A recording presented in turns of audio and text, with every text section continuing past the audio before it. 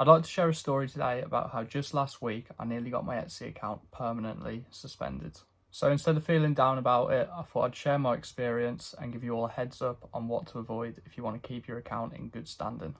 So I've had my Etsy account for about a year now. I've done over 600 sales, received the Star Seller badge and done around £12,000 in revenue. For me, Etsy has always been on the back burner. Most of my revenue does come through Shopify. However, about 10 to 15% of my annual revenue does come through Etsy, so losing that account would still be a big blow to the business. So last week I received this email from Etsy. Straight away I thought it was a scam, because if you're a seller on Etsy, you know that scam messages are absolutely rampant on the platform. However, I went into my Etsy account and it turns out it was not a scam email and I had actually infringed their IP policy. The email went on to say that I can no longer earn the Star Seller badge, which was a bit of a blow to me because I've had the Star Seller badge for quite a while and I think it's a good thing to have on your shop as it shows you've got good customer service, you've got fast shipping and you reply to messages quickly. I did speak to Etsy over the phone and they said if my customer service remains at a high standard then I will get the Star Seller badge back. However, I'm not too sure about that because the email says that I'll never be able to earn it again. So we'll see what the future holds for the Star Seller badge. Now, I did do some Googling and apparently having the Star Seller badge doesn't actually affect where you rank in search. So losing the Star Seller badge isn't actually the end of the world, but it is still a bit disappointing.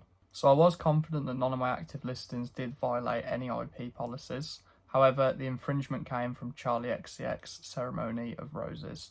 And I just want to read you a little snippet of the email so you can see exactly what it said.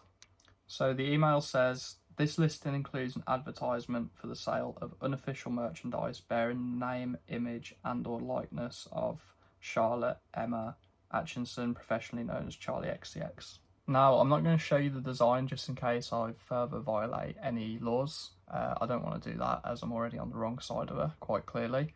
But I will tell you it was simply a slogan t-shirt that said Techno Brat. That's all. Techno Brat. It was a t-shirt aimed at girls who like techno music. Now, I don't entirely agree with the IP violation, just because Charlie XCX hasn't trademarked the word brat, and brat did exist long before she came into existence, but over the last year she has popularised the word brat and made it very popular. However, her style of music isn't techno, so I don't understand how having a t-shirt that said Techno Brat bared the likeness of her other than using the word brat, so I can only assume that using the word brat in a slogan did flag this design up. But this is a problem with Etsy and IP violations. If Etsy get an IP violation, they do automatically take your listing down and give your account a warning. So you can't really file against it, you just kind of have to take it on the chin and move on. So I guess this is a lesson not to jump on trends and kind of get a load of sales from a word that's trending because of a celebrity. If we look at the Star Seller page on my Etsy account, you can see there is now a warning at the top that says your badges were removed because you received a final policy violation warning. So I do need to be careful moving forward now, as another violation would probably see my account suspended. What is interesting is if we type Charlie XCX Brat into the Etsy search bar, you can see there are over 1,000 items containing those words. And using the EverBee extension, you can see that these listings are selling. 74 total sales on that one. This one's got 10 total sales, but you get the point. There's plenty more listings here that are much more infringing of Charlie XCX's brand than my Techno Brat slogan t-shirt was.